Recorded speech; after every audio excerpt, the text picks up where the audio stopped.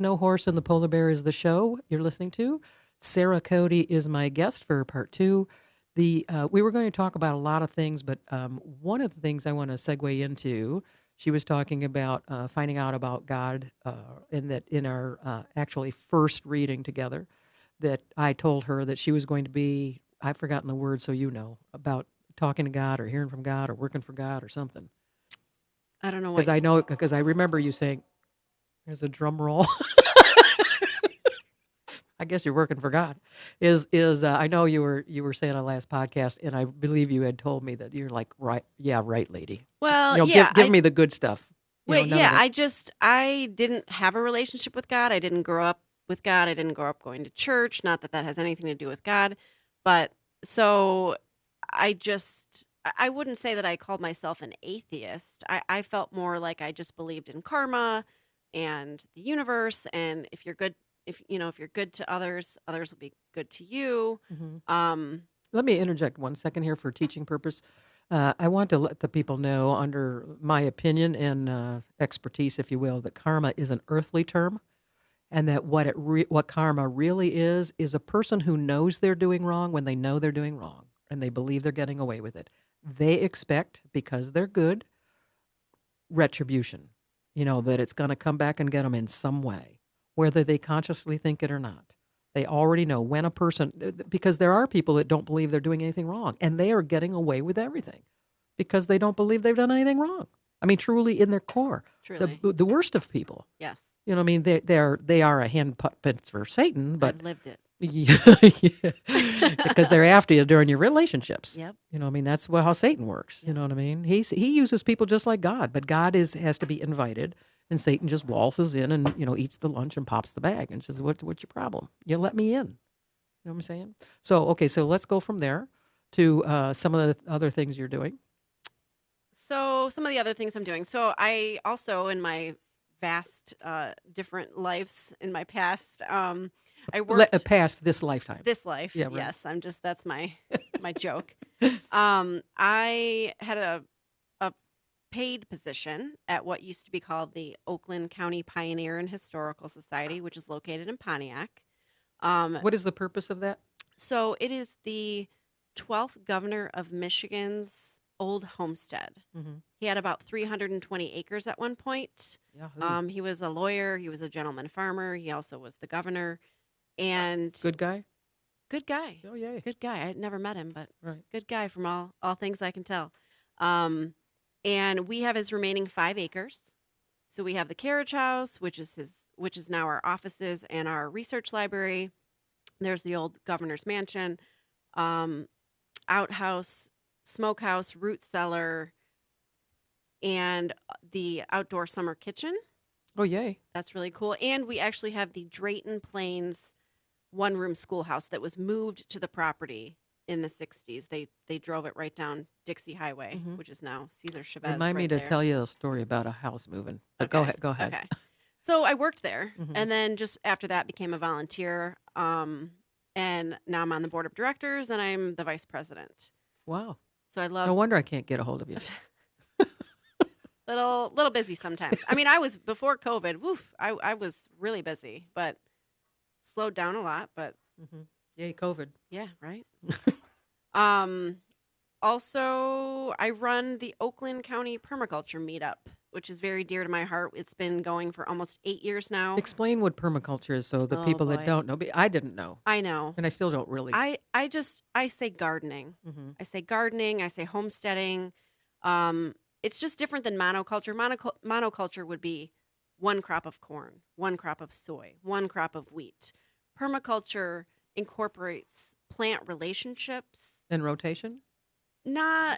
How they work together? It would be more, let's say you plant a tree, mm-hmm. and then you plant some comfrey next to the tree, which would be nitrogen fixing for the tree.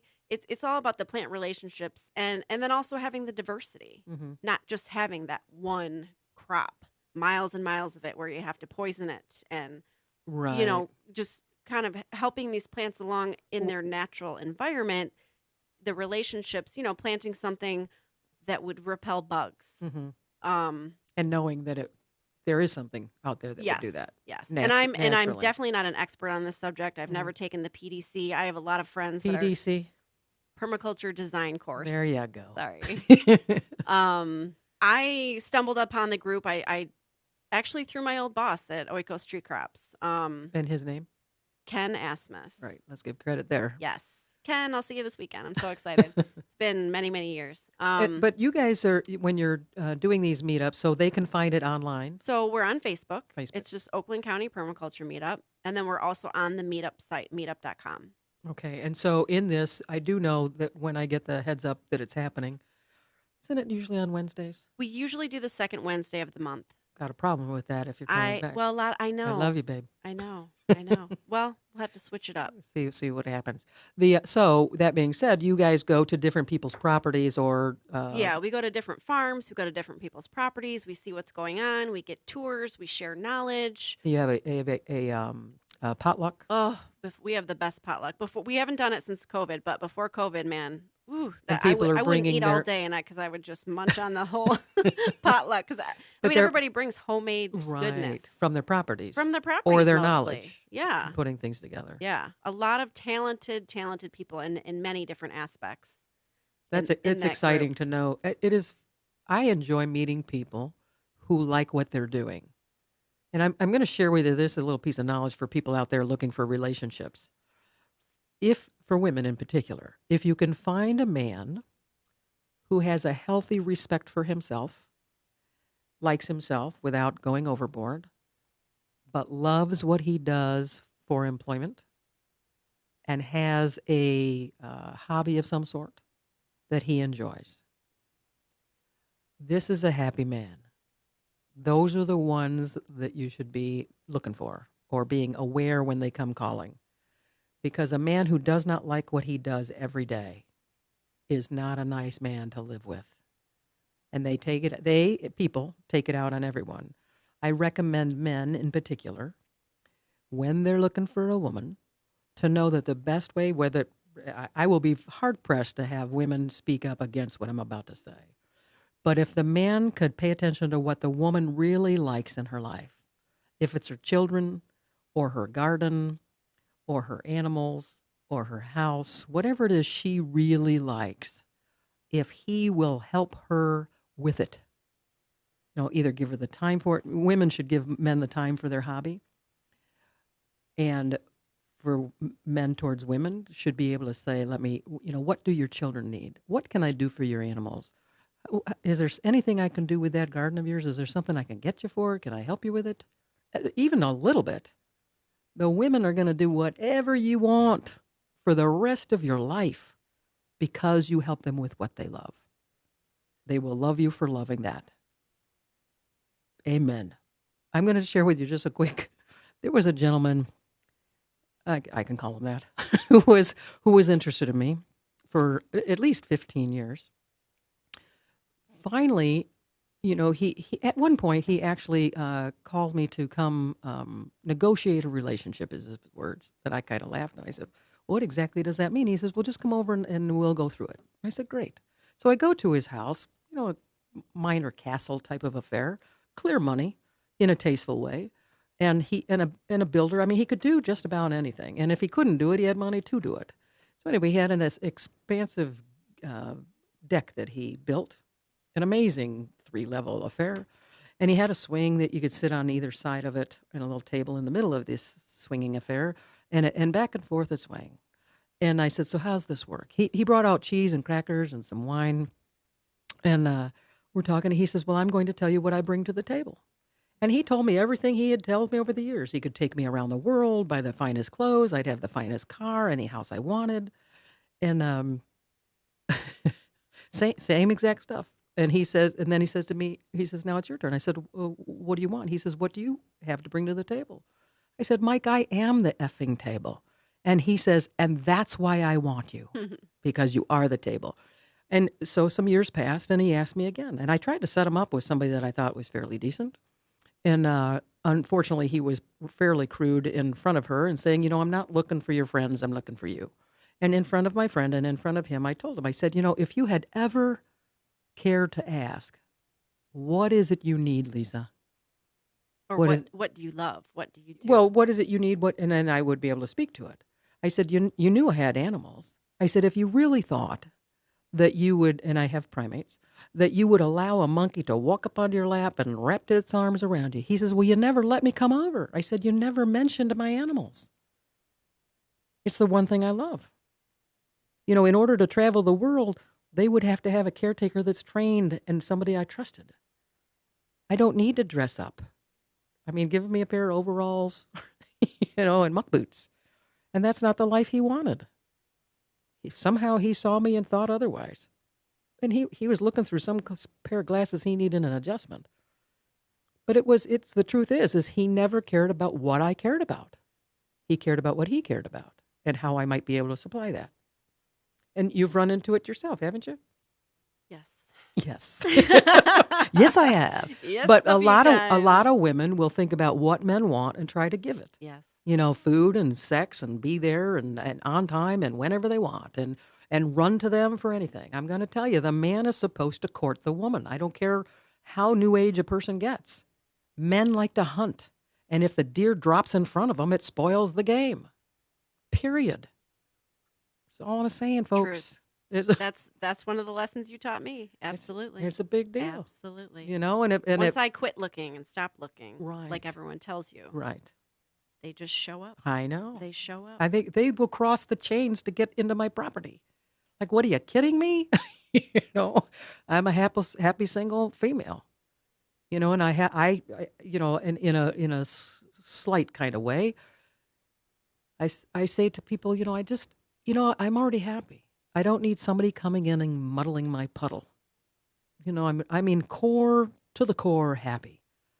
And so if I love to help animals and their people, but the caring that I have for their animals and the people, they are drawn to that just like I'm drawn to Joe, the instructor here. He loves what he's doing and he's good at it and he ain't ugly. He's, in my eyes, very handsome, but he is a happy single male and never the twain shall meet. So, but at least they're out there, these happy men. Yes. You know what I mean? And There's a few. Well, you've got one that's fairly happy. He's coming to terms with his own life. Yes. And has, spotted you. Because I'm going to tell people, if they don't know already, biblically speaking, the only thing about men and women finding each other, it says that it's a good thing for, it's good for a man to find a wife. It doesn't say anything about the woman looking. I'm just saying. Go about your business, enjoy your life, find out what you love to do, put your heart into it, and allow the right one to show up. That's exactly what I was doing when this happened. And exactly. Play it out so people can have a testimony, a witness of a person who's doing it. Well, as you know, I love love, and I've just wanted to have my person. Right. That's just what I've wanted. Right. My person. And I wanted it so bad. I made a lot of mistakes and tried too hard and chased and when I shouldn't have. And well, let me share with you this on that, and I may have said it to you, is people that go into a store and say they wear a size 8 and there's no size 8 there, so they pick a size 4 and a size 10. It just doesn't work as well as a size 8. Correct. Or 12 or 14 or 24 or 36 or whatever it is.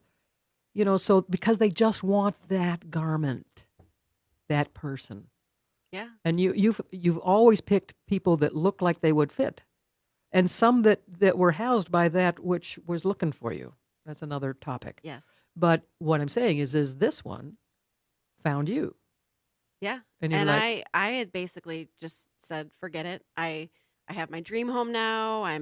Everything was falling into place for me. And then, boom, there you he acted was. on it. I want to give credit to you too, because point my finger, the way you went about it, and the homes you looked at, and what other people were willing to do to help you, and what you ultimately did was take it into your own hands, find it on your own, deal with it on your own, and then tell the other people that you've done it.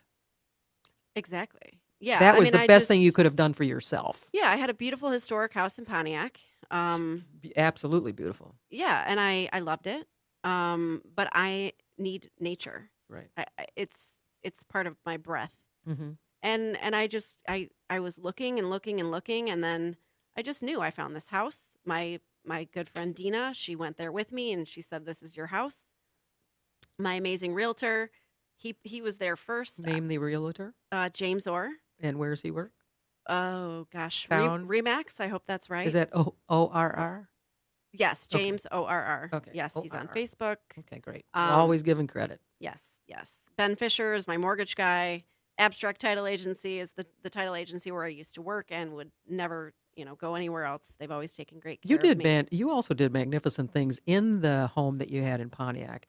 The garden down the street, the revamping what you had, helping your neighbors. Oh, we did cleanups. We had started a community garden. Yeah, I mean, I miss that neighborhood. I miss the people. That was the most sensitive community that I've ever had at any home. It's an I've ever lived amazing, in. amazing thing. Yeah. I mean, Beautiful, I've beautiful got people. chains up and fences are us. Shout out to GM Modern Housing in Pontiac. Amen. Yeah, I miss those people. Once I get settled, I'm gonna have everybody out of the new place. But Shift yeah, over. I got to the point where I knew I needed to get back to nature. Mhm. And I found the house. I took Dina there. She said, "This is it." And I pulled up in the driveway, and before I even walked in the house, James looked at me and said, "This is your house." And he was right. Had he been in it already? Yeah. Yeah. He was there before He was me. scouting. But That's yeah, good. he knows me. I've known Right. him since I was 20. Right. He knew what I wanted. It's about time you got it, and you Yes, did, Thank you. and all while owning the other home too. All while owning the And- other home and the- right before the pandemic. Right. But the great news is to let people know you built on this. I mean, you prepared for this. I did. I saved. Well, and you I not saved. only saved, but you unloaded stuff from your house you didn't want or Oh, need anymore. I did. Yeah, that's a lesson I could learn. I did. Stuff are us over here. I took. I had a lot of time off over the holidays, and Mhm. I went through everything, every box, every drawer, every cupboard, and I just got rid of stuff. And Amazing. I felt like that opened me up. Right.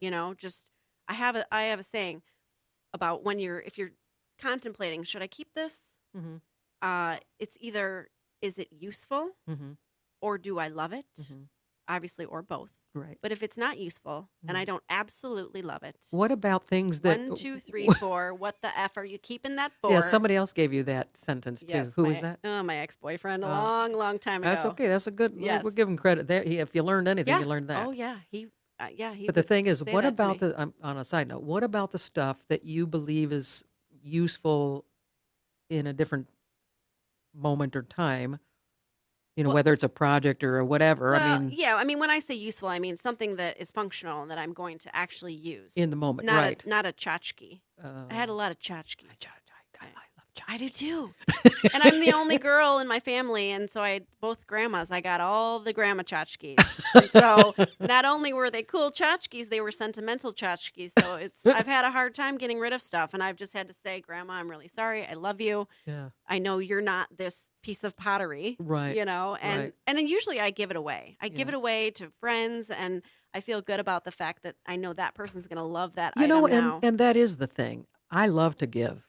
And if someone is looking for something, in fact, I will talk to total strangers. Is there anything you need, anything you like, anything I might have that you might want? You've said that to me I know. multiple times. Like, please, somebody wants something. Right. Unfortunately, some men have wanted me, and that's I like me. I want me for myself. So that being said, you went on to getting this place. You prepared for that. You had been calling in this right person, Yes. trying different outfits Yes. on that didn't fit. Correct. Okay with separating out. You're recognizing it faster and faster and I tell people another learning moment is that you cannot get the right one if you are continually with the wrong one. God is not going to there are men looking for the right one, and God will not provide him with someone that is okay with substandard, because the right one doesn't deserve that. So if you can allow yourself to be single, and I'm talking the ones that are dating and living with people. I'm not talking those that have committed to a marriage. That's a whole nother subject, and that can be rectified and ratified within the relationship, because I promise you, the minute a person gets married, I mean the minute, in fact, that next first year can be trials and tribulations, because Satan is after marriages. Listen closely, folks. Marriage is a God thing. And I say that because there's not one man on the planet that ever sat down with his buddies and said, you know what we need? We need just one woman. That's what we need. I call bullshit. You know what I'm saying? So marriage is a God thing. Satan is after anything that is of God. And so if a person recognizes that, they can recognize, oh my gosh, I'm in a trial, and a trial that Satan is coming after me because I don't know God as well as I could. He's only after the ones that think they know God. So if a person can pretend they, back in the third grade, when the teacher is testing the students and calls out, a question, who's got the answer, people will raise their hand and, pick me, pick me. The teacher doesn't pick that person because she knows they've got the answer and they're excited to say it. So if a person would go through their life now as an adult and telling Satan, hey, pick me, I know God, he's not going to pick on you. He's not going to pick on you. If he's testing you and you know God, you're going to come out unscathed because there is a law that says that you have power as a person of God over anything evil, wicked, mean, and nasty, and anything not of this world. You can tell it to buzz off in any words you want. And if you call it in the name of Jesus or say, I am a child of God, you have no power here and you know it. And leave it at that. You don't argue with a tester. That's like debating with a moron. You're not looking to win over Satan or prove you know God by arguing, even with another person. If you've got something you believe in, anything, and you know it's true 100%, you don't need to convince somebody else you're right. The only reason you would do that if in fact you don't know if you're really right and somebody else needs to tell you you're right. Saints don't argue, and they don't argue because they're right. It's okay if people want to stay stuck on stupid. It's okay. You just have to leave them alone. Let them believe what they want. They're entitled to it. If they're in your house and not aligned with you, you ask them to leave and they have to go. Just like telling Satan he's got to go. And he knows it, but he knows that you might not know it, and that's why he badgers you and uses people like a hand puppet. I'm going to speak out to a couple of people I know that are being used as a hand puppet as we speak. To these people, any person that is in an argumentative kind of way, angry and nasty to others, cussing, and it can happen in and out of my day, knowing that that's what Satan is doing. He's using us, and you need to speak out against it because life does not get better by pissing and moaning. If you're going to piss and moan and be angry, put your concerns to God only instead of making a life miserable around you, because at that point, you're working for the other team that I call Satan. You've helped me with that. The word trials. I mean that was a big Life-changing. Yeah, absolutely. For me too. Absolutely. Yep. I had a moment with an animal.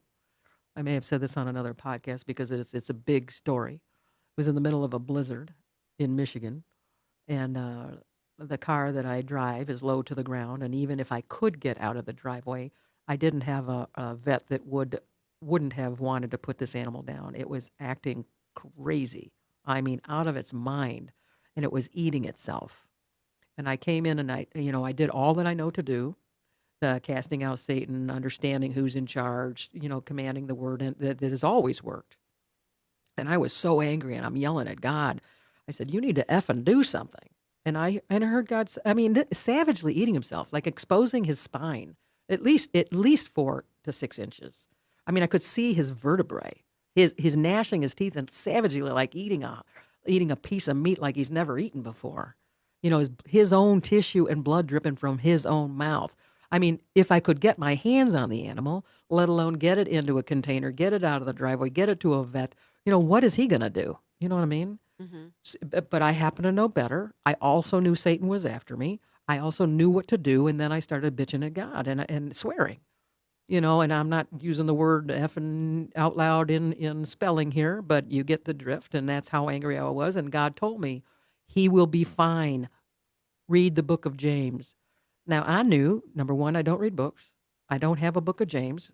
I do have a Bible in the household somewhere at that point, and I got it after watching The Exorcist in like my senior year.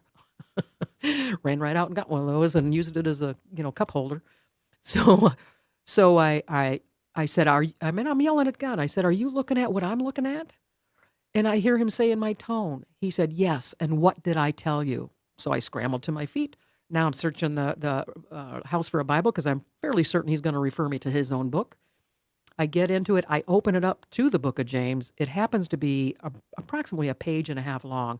I laughed out loud because clearly God knows I don't read books. For a whole chapter or book to be 1.5 pages, the second sentence said to find joy in all trials. I mean, oh my God, I'm in a trial. It wasn't just a problem. And this animal just wasn't, doing this. Satan was using this animal and tormenting this animal to torment me, to torment God, to lose my faith in God. But I went right to God. And as soon as I said that out loud, and I read the whole verse, and I do tell people, I'm telling you guys out there listening, read the book of James out loud, especially if you have an animal in trouble. You don't have to read it to the animal. Even if it's in the house, it will find its way to you if it can move. Let it come and listen. Even if it doesn't come, read it out loud, because really this is about you and not the animal. But the animal is trying to get you to pay attention to God. And so as you read it out loud, the sentence that you get to where the animal comes or leaves is the sentence you need to know within that particular book. And I've had other miracles from reading that book too. So in the moment when I read out loud, "Find joy in all trials," this animal stopped eating himself like cold turkey. I want people in the audience to think about this for a minute. How many people do you know or have heard of that are self-mutilators or cutters? How much therapy, drugs does it take for people to stop that? Lifetimes, perhaps. And this animal stopped with one sentence and healed with pictures to prove it. Amazing. Amazing. Because I recognized the truth in the sentence, the animal took the charge that I gave and stopped and healed. Amazing. No doctor would have put up with a crazy animal that was insane enough to eat himself. I mean, picture yourself just gnawing at your arm until you see the arteries and stuff. Unbelievable. In the middle of a snowstorm. I'm telling you, folks, Satan will get you when you can't do anything other than God. You have to know to cry out to even the God that you don't know yourself. You were born of it. You're born on the winning team. You cannot lose. Cannot lose. The people that are losing are walking away. God doesn't chase anyone. Just like a good relationship. Sinning and forgiveness and confession is merely saying, "Oh my God," to your husband, to your mate that is really real. The best of the best. And say, I did this, I'm so sorry. The best of the best will say, "Well, let's work on that. Thank you for letting me know." It's a beautiful thing. Yeah. And then you're back working for God. And it can come in and out of the day, like every hour. Yeah, Satan's after I've us. said that phrase quite a bit. Yeah, but it works, does it It not? does work. It works. Like Swift. Absolutely. It's profound. Absolutely. No church is teaching that. Nothing. Anything I've heard, and the ones I enjoy. And I'm just so people know, there are several that I have listened to. I had to stop on because some of them change a little bit. But the one that I listen to now and for a lot of years and is a fabulous teacher. He knows the original languages. He explains why it's written in English this way, what it really means in the original language and in the script.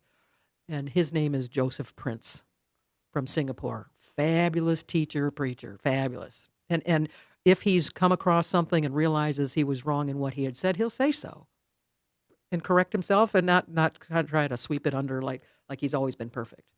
And that's this whole podcast. We're new at this, but you know Brand what? new. Yeah, the great news is we're doing something new. Stretch it.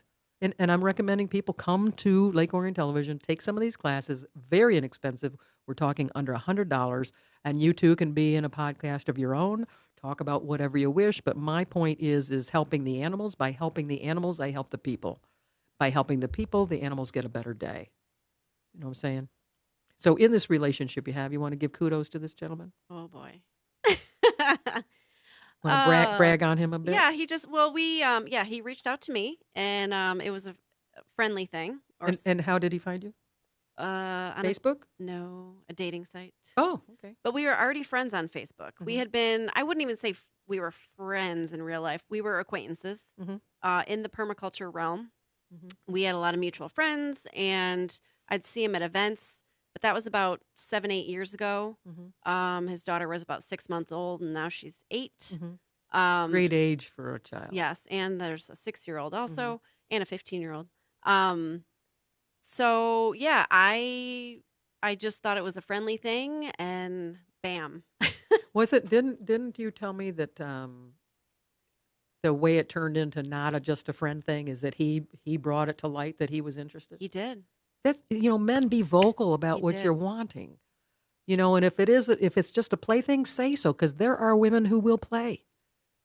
But if you're looking for commitment and this woman is interested in that, I mean, because there are women that don't want commitment. People need to just speak their truth and enjoy it for what it is. Please Good news, bad do. news. We're not running out of people. We are not running out of people. It's like these, mechanics and doctors that, I mean, there's a doctor that was pretending people had cancer and did not. I mean, there are a lot of sick people out there. He did not need to kill people. There are mechanics. I mean, cars are everywhere. You don't have to screw with somebody's car to get them to come back because another one's going to come in about a hot minute.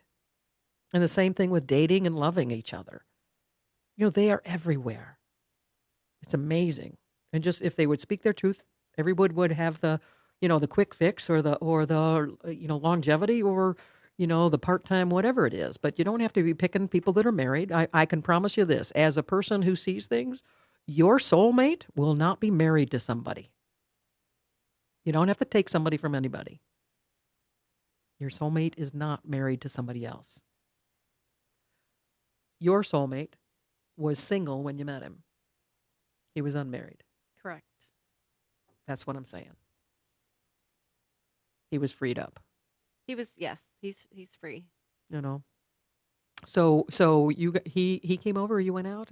Well, I invited him over kayaking. I had bought that new house on the lake, and Mhm. I just, nobody was doing anything because everybody was so afraid of COVID, and They were COVIDing. they were COVIDing, which is fine. And I just, yeah, I've been COVIDing for had about some, 35 years. right? You're good at it. You're experienced. I am. It was working for me. Yes, yes. So yeah, he expressed interest in kayaking, and I have 3 kayaks, and I invited him over, and we barely kayaked. We just really sat on the kayaks and talked. Mhm. And yeah, at the end of the Social distancing. exactly, exactly. And then yeah, at the end of the evening, he said, "Is this a friend thing or a date thing?" And I said, "Well, I thought it was a friend thing." And he said, "Well, I'm calling it a date thing, and I want date number 2." How cool is that? Well, like Not you waiting. said, honest, direct. Right. The thing with him, his actions match his words. Right. I have had. Tell him there was a drum roll when you said that.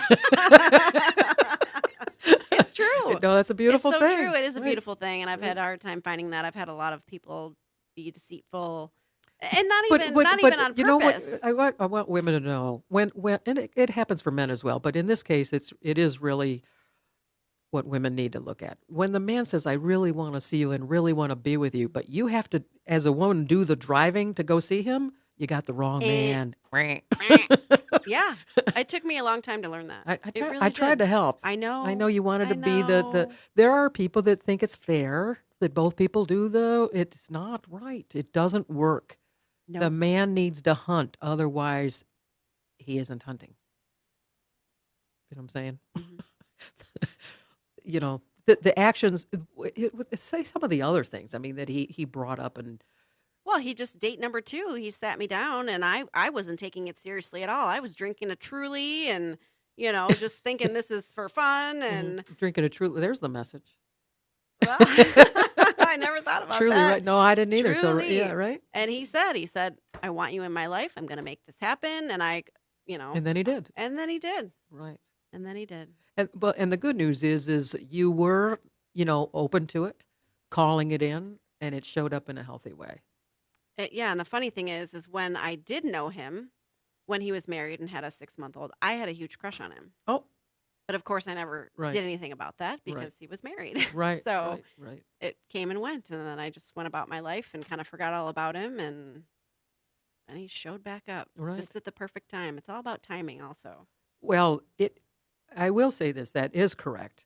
But a lot of people will say, oh, in God's timing. I've got news for you.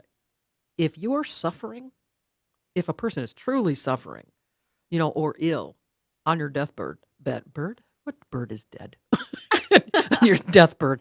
Sounds like a book. Made myself laugh. I love when things like that happen. So if you're on your deathbed, the timing is now. This is the time to be all bent out of shape and talking to God as fast as you can, knowing He's got the answer. I have news for you. The God that I know, that everybody is aware of, is a God of life. He did not create death. But there is a scripture that backs me up, and it says that God presents before us, and the wording is God presents before you life and death. The next part of that sentence is choose life. These are options. We are a free will group.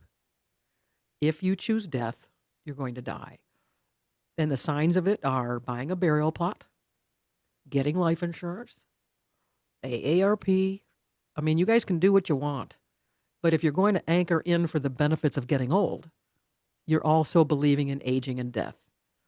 The only reason people believe in it is because it's everywhere.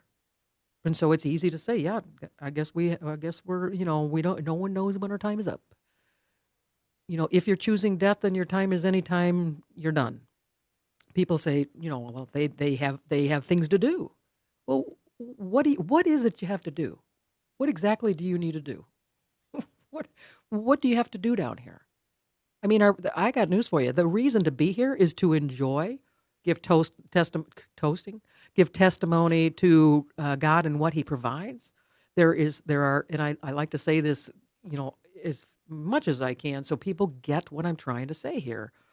What God provides, even if people believe that the Bible is written by man, or that they've taken out pieces of information or added to it.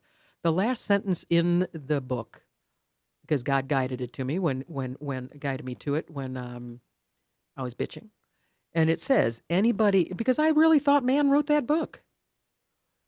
It says that anybody that adds to this book or takes away from this book is going to get what I say in this book. If that doesn't clear your head, nothing will. So even if they took things out, there are core pieces of information that are in there to anchor into, and that is to choose life, because there's an option. That the body without the spirit is dead, which means that the body with the spirit is alive. It's the only thing to feed the spirit. That He will renew your flesh to the days of your youth even fresher.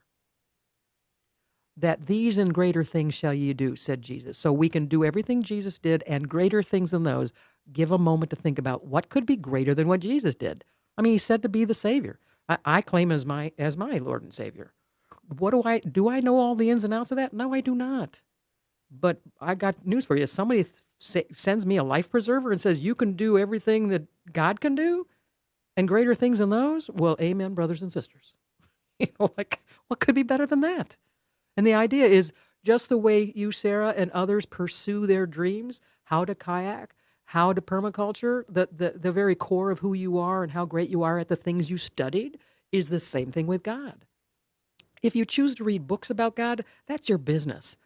But those are interpretations and opinions of others. If you go just to the core that I've just given you, it's truly all you need, and anchor into it with all that you have. Every day, if God says He renews my flesh to the days of my youth even fresher, count me in. It is the only scripture I know where that's written, because a lot of people coming to me are fearful of getting old and dying. And that is in, the sentence is in Job, and that's spelled Job, chapter 33, line 25. Now, there are verses before and after that will give definition as to how you get to have your flesh renewed to the days of your youth. And then, so you can do everything that Jesus did. He's going to renew your flesh. Because I asked God, I said, why are people dying? I mean, what's going on down here? Why are people suffering? And He told me.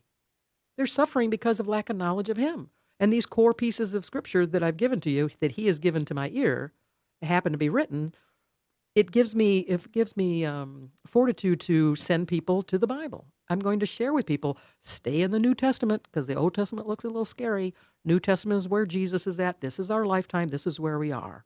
And so we get all that that has to offer. The Job is in the old one. So even in the old days, it said, he will renew your flesh. If he's renewing your flesh to the days of your youth even fresher, you're not dying. Science doesn't even know why we're dying. I mean, they know people are getting sick, but they don't know why. And they aren't taught the things I know in order to teach or preach it. They're not allowed to. It's not in their certificate of I'm a doctor. So it is, they know, people say, well, it's all in your head. Well, yes, it is. Lack of knowledge or knowledge of what? So like the things that you're offering, Sara, on an earthly realm are healthy for the body. It also happens to feed the spirit because everything that you're studying is made of God. God created those things. And if we didn't have any of those things, we could still live and thrive. But that's really a stretch for people. I'm just saying it starts somewhere. If you want to live and stay in the flesh, the good news is as your flesh gets better and the more knowledge you have in any subject, you get better at it. And so the good news, bad news for me is the more I know God, the more I can't get out of here. I mean, there's no, I mean, I'm laughing because it is a joke. I mean, I've been trying to get out my whole life thinking, oh, if I just get old, I'll that's one way out. You know what I mean? So, if I'm not leaving, then yeah, renew my flesh, buddy. you know, on some level, I think it's working. I could look a lot older than I do, you know, but age is a great thing. I mean, the numbers are, I mean, being an elder, are you kidding? I would never go back. Never in a million years. So just anchor into the fact that at least contemplate that you can stay here in the flesh healthy. That the only struggle, as you know God, if there is a struggle, is knowing that the other people don't know it and are struggling. And as you thrive, being debt-free, carefree, healthy, wealthy, wise, joy-filled, peace-filled, and looking around and nobody's listening. Now, you don't have to listen to me. They didn't listen to Jesus either. I mean, who am I? I'm in good company. He had 12 so-called friends around him. And all of them treated him poorly. So if you're struggling to find a good person or a good friend, just think Jesus couldn't either. And he was the best of the best. I mean, if there was a perfect stranger, he was it. A perfect stranger. So thank you for letting me get that out there, Sara. I think it's important that people are suffering and they really They don't have to. They don't have to. And their animals You showed me that, absolutely. And their animals are suffering at desperately trying to tell their people, that they're trying to suffer for them, and it's just not their job. I mean, and if the one thing I recognized after, God had told me, why they were suffering and how they were suffering and what was going on. I mean, it was easy to see because because of my own health concerns, I had to separate myself out from people because they were the stressors. And the more I had the animals around and what they were going through, the more I recognized what was happening. I mean, God was showing me. And the animals were too. And they are my fondest and greatest of teachers on the planet. And now it's my turn to help them not suffer. Because it's not their job. And that's the whole premise behind New Ark Ministries. It isn't something I was looking for. The idea of preaching is not my cup of tea. It doesn't matter. I wish it did matter that people, heard and received this message. It is my job to put it out there. Whether people take it or not is their business. The same thing God says, here, I'm giving you some choices. I'm just letting people know. It isn't the next book you get to read or the next person that's going to save you. You're already walking with it. And you're a living testimony to it right now, Sara. Are you not? I would say so. Reaping the rewards. I mean, even though you were pursuing and wanting and desiring and keeping it in the forefront of your mind, because that's how you reach a goal of any kind. There isn't a way that you could have done better about calling anybody into your life than what you've done. Brilliantly, I must say. No, I am beyond awe of you and how if people truly watch you, because I'm an observer. It's how I learn things and know things. I mean, if anybody could teach how to love, it would be you. Thank you. That's very sweet. No, it's true. If you could put it into like a 12-step program for people, because there are people that need that. But I've watched you. I've seen it. And I must be conjuring it up because I have to bat them off like, tennis balls, like the men are everywhere, but the right one is what matters.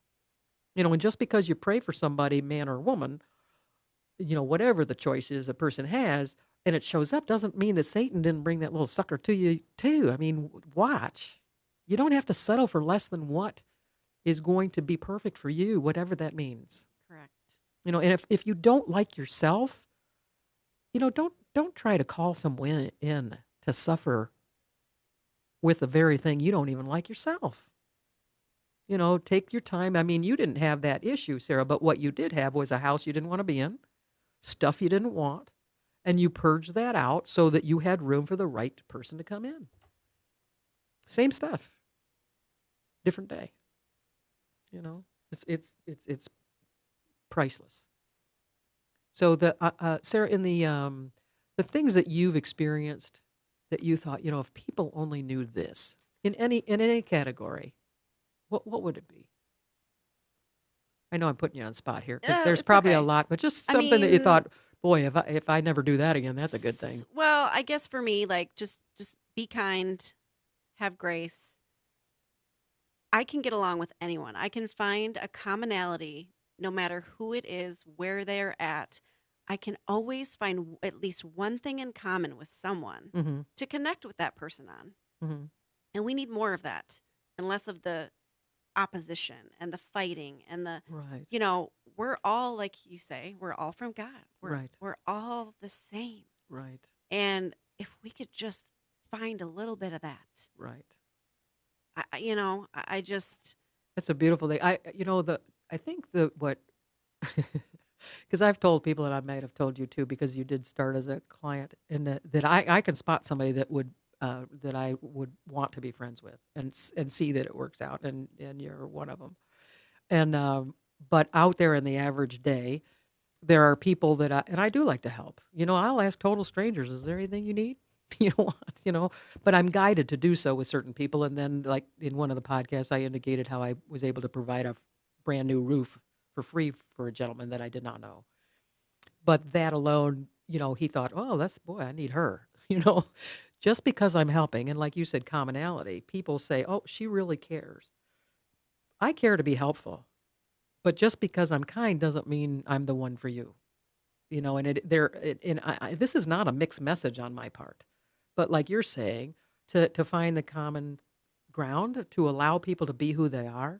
I'm going to share with you that, I said this in another podcast, that in a reading I did for a couple of gals who wanted to know about their brother, I could visually see this brother, and he was stuck, and they asked me, what is he? I said, he's stuck. And they said, what are you stuck on? And I reached into the reading myself and picked this little man up, and it made a popping noise. And I laughed because underneath his feet was the word stupid. This man was stuck on stupid. And I thought they were going to wet their drawers. I mean, it was funny, but I have used it continually, and I recognize that all of us can be stuck on stupid. And God loves us anyway. It's the ability to get unstuck and use God to get unstuck. That it is no one's fault for being stuck except for the person who is stuck. People like attention, and sometimes they like it and they get it in the worst way. That is Satan using those people to act out in a foul way in order to get the attention they're discerning or that they need. Need a little glass of water here. Little Jesus water. No COVID. So, on occasion, I need you to speak about being stuck and other people. yeah, I mean, I've been stuck. We've all been stuck a million times probably, but it's just a matter of just be you. You said that earlier. Be you. Be who you are. Be authentic to yourself. Do not. I've so many times I've offended and I've swerved and I've moved in ways that I should not have to conform's probably not the best word, but to please the other person. Right. And not myself, when really I should have made myself happy first. and then the right one would come in. Identify that you are happy. Yeah. And if you're not happy, what would make you happy? If it is another person that will make you happy, you're on the wrong path. Correct. There is It no. took me 40 years to realize that. It really Sometimes did. it's just another pig. Oh, by the way, I know we've got to close down here pretty quick, but I want to thank you, Sarah, for using your vehicle and us going down to Yes. Kentucky to pick up a pig that Friends. ultimately we rescued from Georgia. Yes, that was fun. Oh my gosh. We had so much fun. What a cute pig. I want to speak to this whole pig thing. I had wanted a pig my whole life and chose not to do so. I ultimately met a woman who raised them. I did put $50 on this pig, not on the pig, but down for the pig. I went out and got the food and the supplies, and then realized, I don't want to buy an animal. I've never bought an animal before. Well, that's not true. I bought a horse or two, but anyway, so I told her she could keep the money and gave her the food, and she did ultimately become a friend of mine. And but years passed, and then I went to the doctors, and I was called down, and I told the doctor if I didn't have to go there, I'm going to be upset because it's an hour drive into the city. Now, he did not call me in there for a pig. There was a diagnosis that he wanted to talk to me in purpose about. And then the lady putting me in the room said, how are your animals, Lisa? And I said, everybody's great. I said, how's your dog? And she said, well, we have a new animal. And ultimately, her kids had gone out and bought a pig off Craigslist.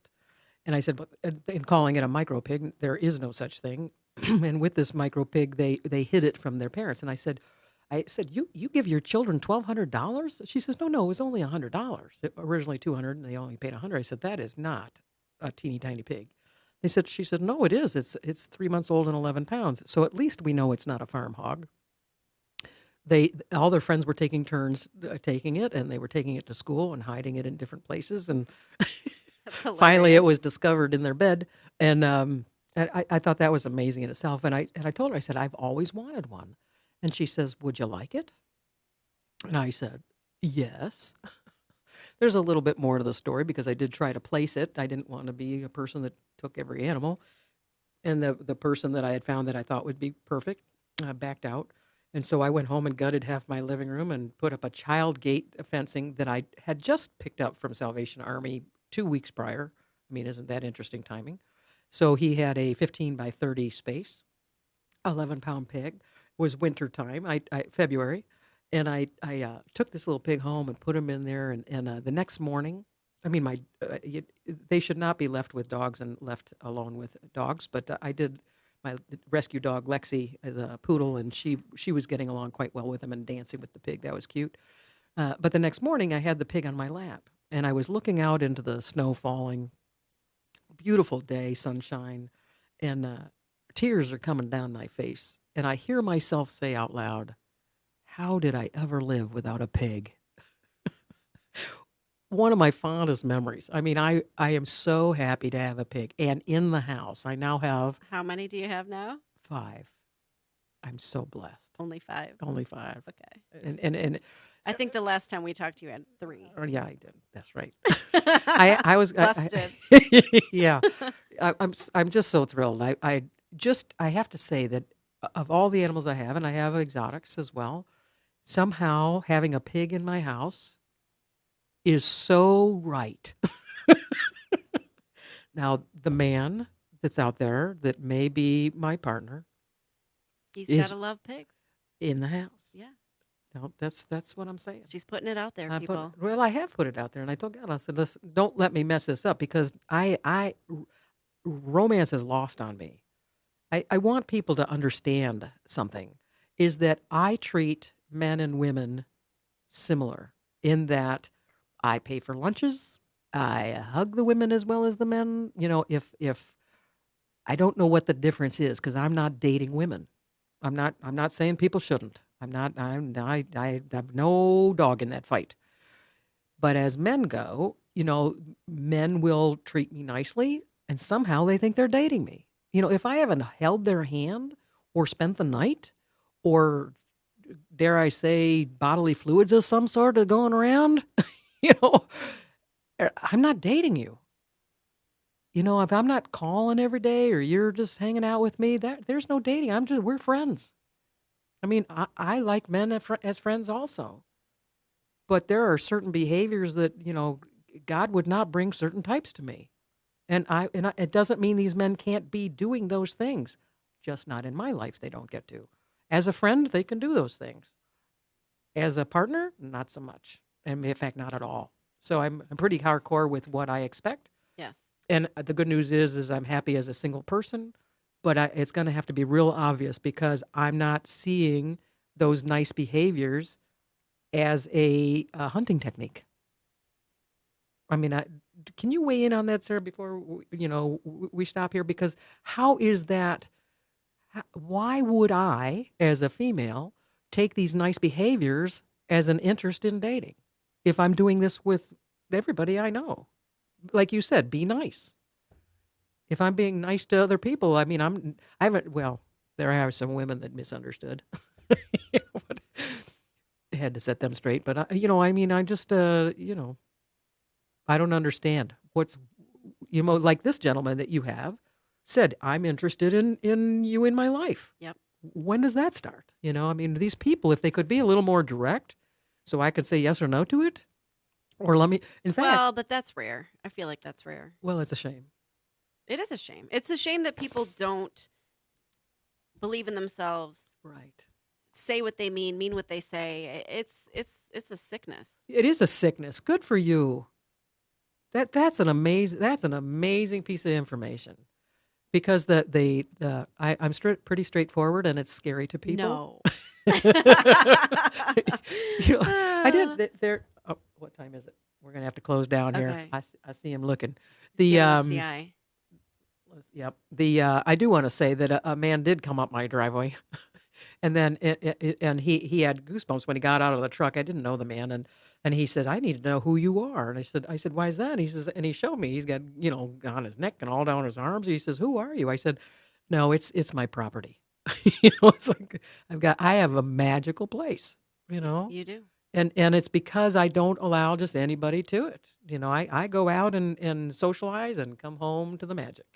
And there has to be magic in the person, liking himself, doing right, not misstepping, not on purpose anyway. You know what I mean? I mean, people who abuse themselves and know they're doing it, a habit, it's just you're not feeding the spirit and or the body right. Well, the minute I started loving myself, believing in myself, and doing the things that I love in my life, Amen. that is when everything changed for me. Right. And it just keeps getting better and better. Right. And Don't better. do the things you don't like to do. And if you are paid to do things you don't like to do, then find something else because you know what? Somebody else wants that job.